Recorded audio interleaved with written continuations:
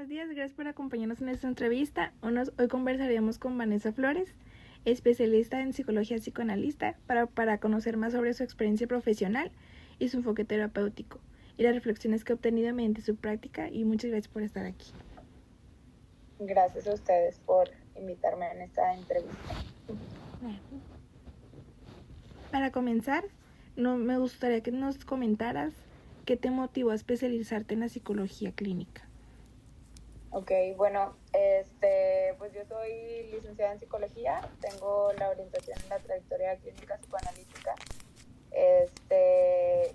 y bueno, hablando específicamente de la psicología, no tanto de la trayectoria, creo que lo que me motivó a estudiar psicología fue que me interesaba conocer más allá de qué era lo que pasaba a través de las emociones de las personas, ¿no? Poder entender cómo es que funcionaba la mente y cómo es que a partir de una sesión terapéutica pues podía haber cambios, ¿no? Como a través de la palabra tenía como que ese poder tan fuerte en las personas que hacían que poco a poco fueran cambiando, y eso fue lo que me motivó a poder entrar a la carrera y a querer conocer más de ella, ¿no? A saber qué era lo que pasaba dentro de la mente de las personas y decir, bueno, ok, a partir de que ellos tengan como una terapia, pueden ir encontrando respuestas. Y pues nada, eso era lo que me parecía muy interesante.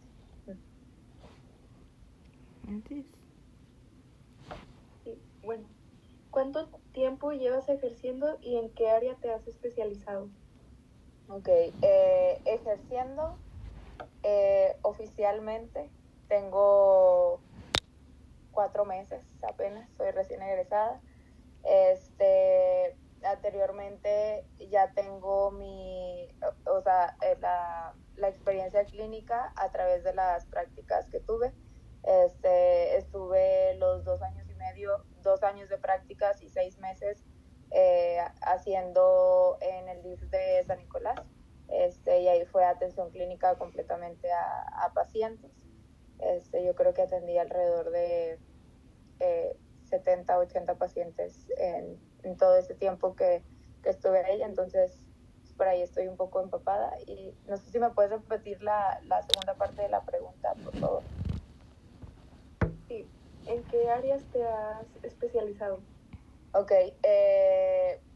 como les comentaba, tengo orientación en clínica psicoanalítica, sin embargo, por parte de la institución en el DIF, había veces que llegaban pacientes en crisis y que nos pedían como atenderlos, ya sea de manera urgencia. Entonces, pues nosotros los recibíamos y tratábamos de darle esa atención inmediata, ¿no? También, por ejemplo, nos llegaban lo que son las valoraciones. Esto se trata de que llegaba algún paciente, regularmente eran niños, que estaban condicionados a sus padres bajo cierta normativa. O sea, no sé, de que eran niños a lo mejor que eran maltratados o niños que se sospechaba que fueran violentados de alguna manera.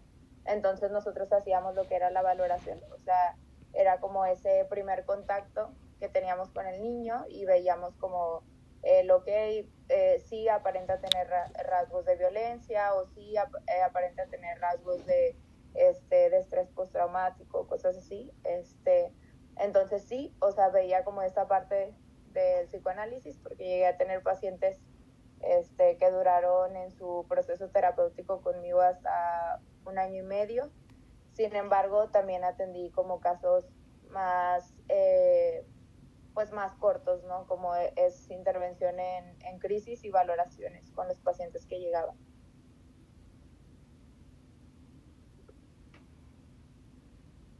Okay, bueno, la siguiente pregunta es, ¿en qué tipo de población te enfocas más? Me enfoco más en adolescentes y adultos. He trabajado con niños, sí, pero la mayoría de los pacientes con los que he trabajado han sido con adolescentes a partir de los 12 años.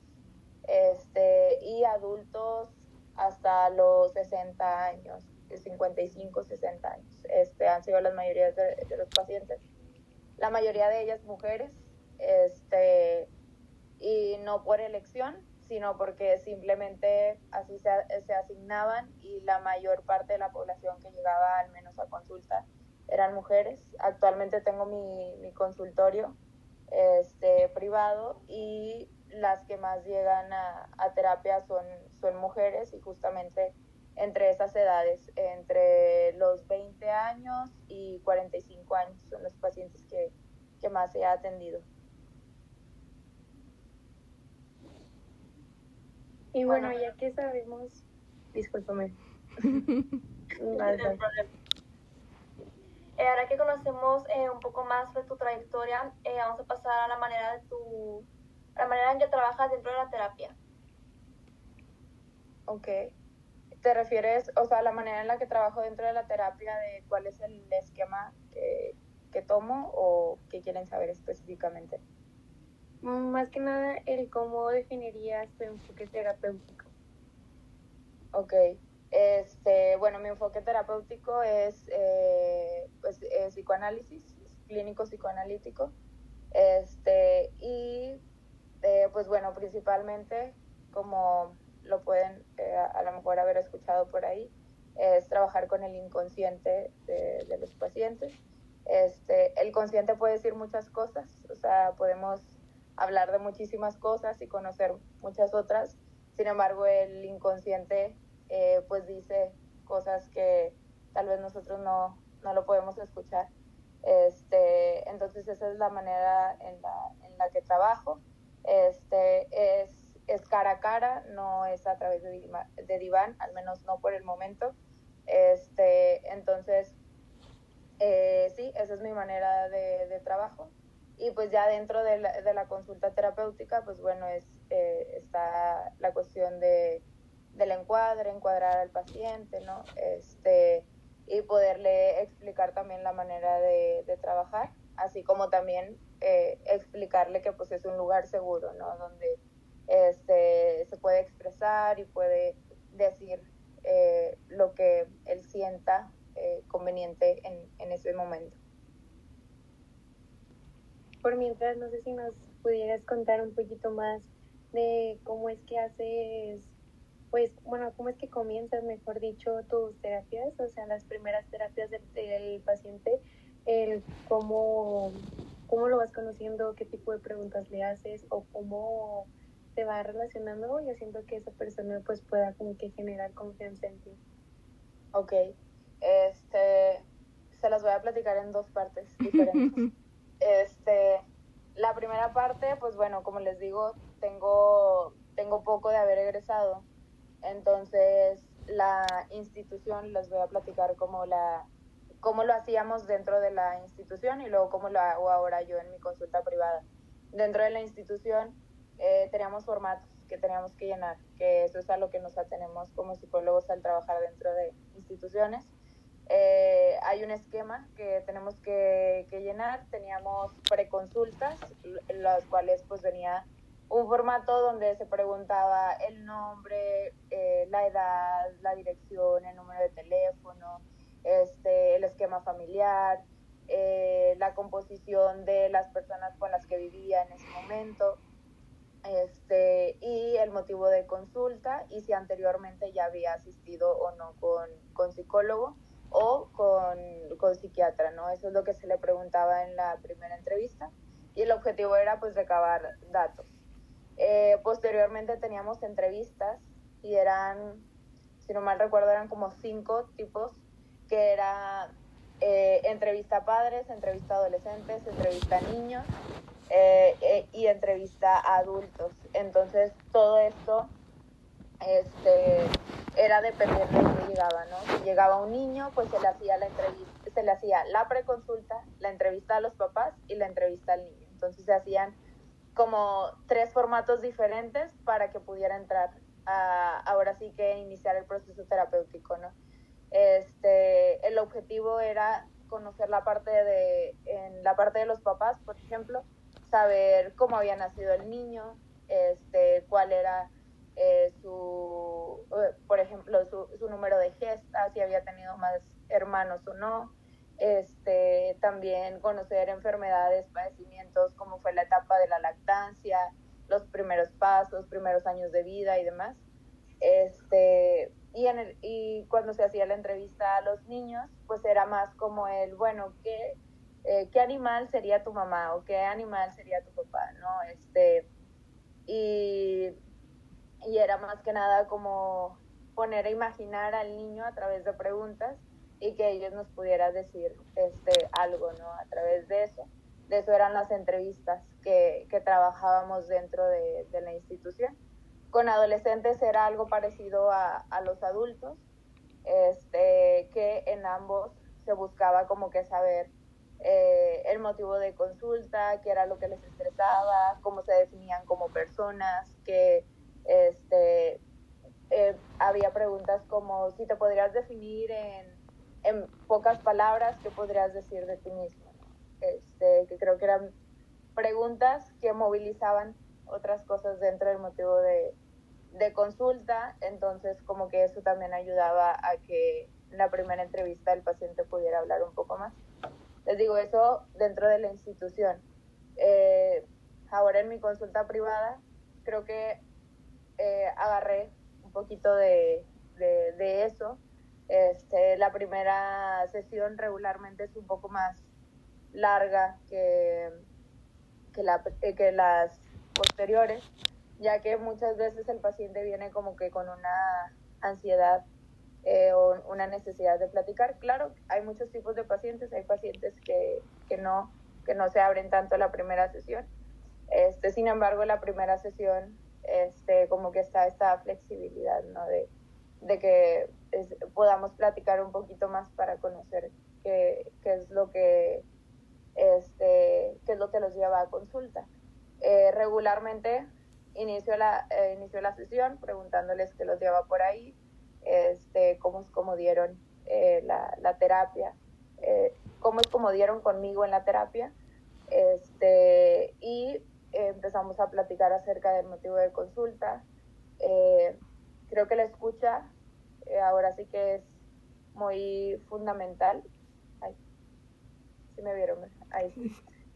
Es que como que sentí que se me trabó.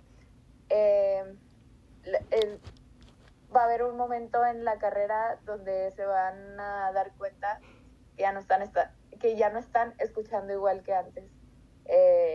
Entonces, en esta primera sesión, la escucha es muy importante porque al menos yo considero que es una manera en la que puedes conocer al paciente en una primera instancia de una forma más íntima, por así decirlo. O sea, a veces se dicen cosas en la primera sesión que son importantes o puntos claves importantes que dices, ok, esto me parece importante porque ya se repitió tantas veces durante la sesión y entonces tal vez hay algo que ahí quisiera decir, ¿no?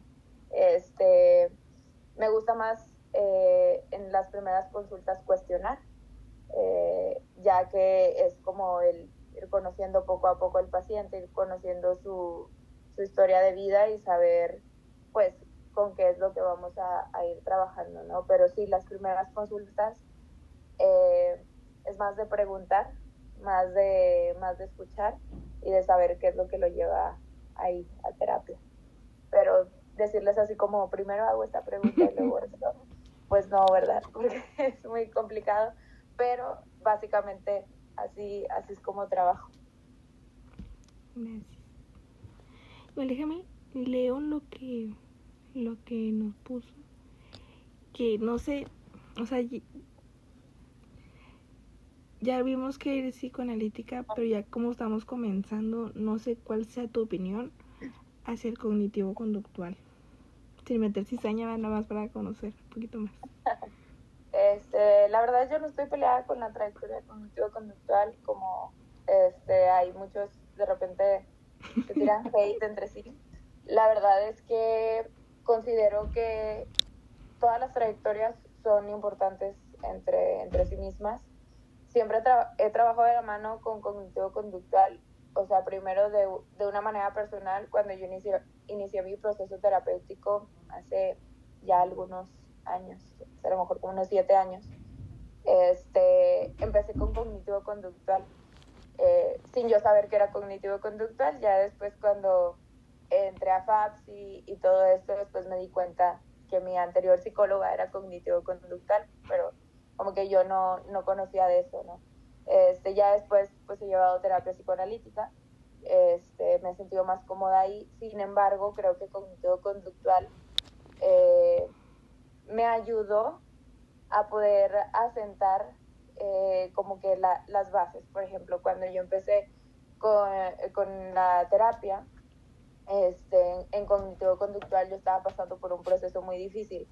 Entonces, me ayudó como a poder solidificar como ciertas cosas, me brindó herramientas para poder irme sintiendo mejor en ese momento que necesitaba como que una respuesta ya, ¿no? Entonces, a eso me ayudó cognitivo-conductual, como a darme herramientas para yo estar bien en ese momento. Sin embargo, evidentemente, años después, pues esas cosas se volvieron a despertar de alguna u otra manera, y ahí es donde entró psicoanálisis, ¿no? Que ya tenía herramientas para poder sobrellevar a lo mejor la ansiedad, o poder sobrellevar la tristeza que me daba en ese momento y demás. Sin embargo, si yo, al menos yo considero eso, si yo hubiera llegado con psicoanálisis sin herramientas, o sea, sin las herramientas que me hubiera dado cognitivo-conductual, tal vez, y me hubiera desarmado muy fácil. Que digo, esto no es algo negativo, con psicoanálisis para nada. No me refiero a que tienes que empezar a fuerzas con cognitivo-conductual y luego con psicoanálisis, sino me refiero a que al menos a mí, en mi proceso personal, siento yo que me funcionó así, ¿no? También, por ejemplo, cuando estábamos en el DIF, trabajamos de una manera multitudinaria, o sea, trabajamos de la mano, ¿no? O sea, los cognitivos conductuales, había cosas que nada más ellos podían trabajar, o que sentíamos que ellos podían ser un poco más enfocados en eso, como eran cosas de lenguaje, cuando venían niños, ya sea por problemas en la escuela, problemas de conductas muy específicos, que decíamos, no, pues nosotros como que el lenguaje, que no quieren hacer tarea y demás, pues bueno, a lo mejor puede ser un cognitivo conductual, ¿no? Sin embargo, había ocasiones, y existieron muchas, en donde había pacientes que estaban con cognitivo conductual y se empezaban a cuestionar otras cosas. Y entonces, al final, yo estaba como en una posición de supervisar a los practicantes junto con la licenciada ahí. Entonces les recalcábamos mucho de, si tú ves que tu paciente está empezando a cuestionarte cosas que tal vez tú no, considera canalizar, ¿no?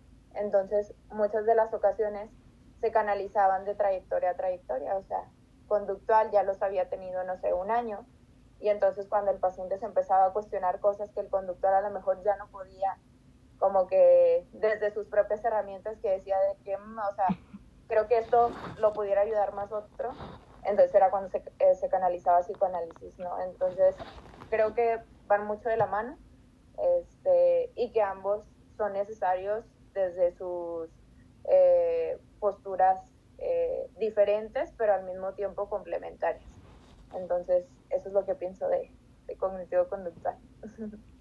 Yendo un poquito más de la manita, ¿qué valores o principios consideras fundamentales para la práctica profesional?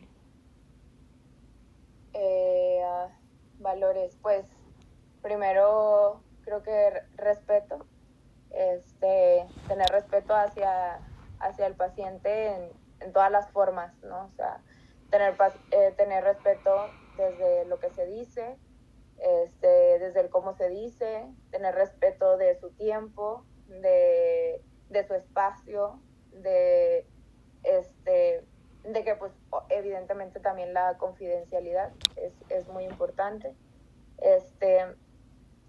también, aparte del respeto, la honestidad.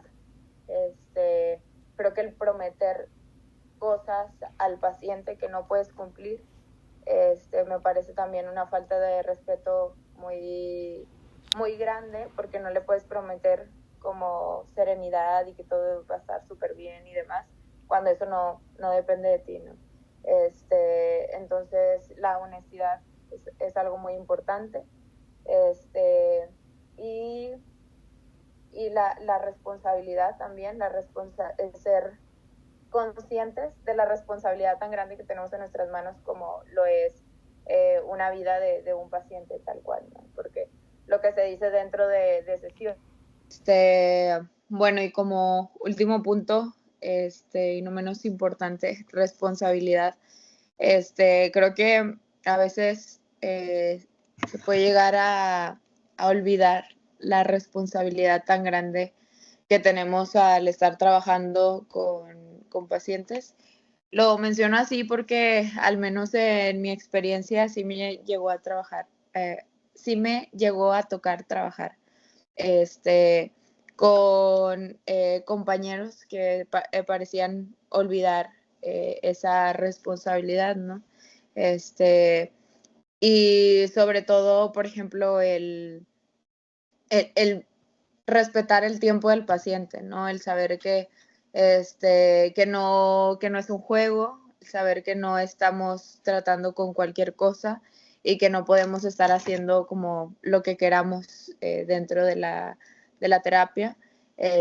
Saber que pues trabajamos con vidas, entonces creo que este hecho de la responsabilidad es muy importante, tanto nosotros como terapeutas, o sea, de ser responsables de lo que decimos, cómo lo decimos, cuándo lo decimos, así como también el trato que le damos al paciente.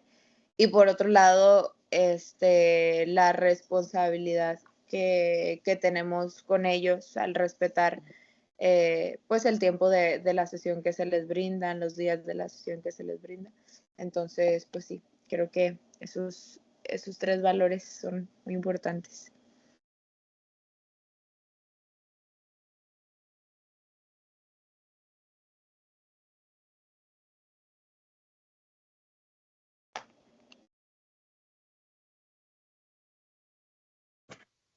Igualmente, ya nada más para concluir un poquito, para no extendernos un poco más, porque antes de que se nos corte la llamada, ¿cómo podrías llevar la psicología clínica a tu vida cotidiana de las demás personas? Psicología clínica. Pues como les comentaba hace un momento, creo que la escucha es algo que ha cambiado y que ha evolucionado a través del tiempo que he estado, bueno, que estuve en la carrera. Me doy cuenta que la manera de escuchar, de ver las cosas son diferentes, que puedo ver todo desde una perspectiva diferente. Evidentemente, muchas de las veces, pues, no es del todo exento de que haya ahí, pues, que te reflejes o demás. Sin embargo, creo que la psicología clínica me ha ayudado a poder cuestionarme más, como el día a día, ¿no? El no tomar las cosas como tan literales, y el poder detenerme y decir de que, a ver, o sea, esto sí es así, y si es así, ¿por qué es así? Y desde cuándo es así, y cómo se hizo así, ¿no? Entonces, creo que el cuestionarme es algo que ha cambiado personalmente y dentro de la psicología también, y que son herramientas que la has llevado en la vida cotidiana. Cuestionarme, escuchar diferente y ver diferente. Creo que incluso sentir. Creo que, o sea, una vez que ves las cosas distintas, que empiezas a pensar distinto, empiezas a decir como que, ok, ya no lo siento tan personal, o ya me empiezo a dar cuenta que a lo mejor hay cosas que no me corresponden o hay cosas que yo no puedo controlar, pero hay otras cosas que sí, ¿no? Entonces creo que esas cosas que me ha dado la psicología a través de los años, creo que son cosas que las he tomado y las he agarrado en mi vida cotidiana. Bueno, por último queremos darte las gracias por haber compartido tu experiencia con nosotros, por habernos brindado tu tiempo y fue un gusto haber contado con tu participación en esta entrevista. No, a ustedes. Cualquier cosa que necesiten, aquí estoy, disponible. Gracias. De nada. Pues muchísimas gracias. De nada, de Muchas nada. gracias. Descansen, cualquier cosa y me avisan.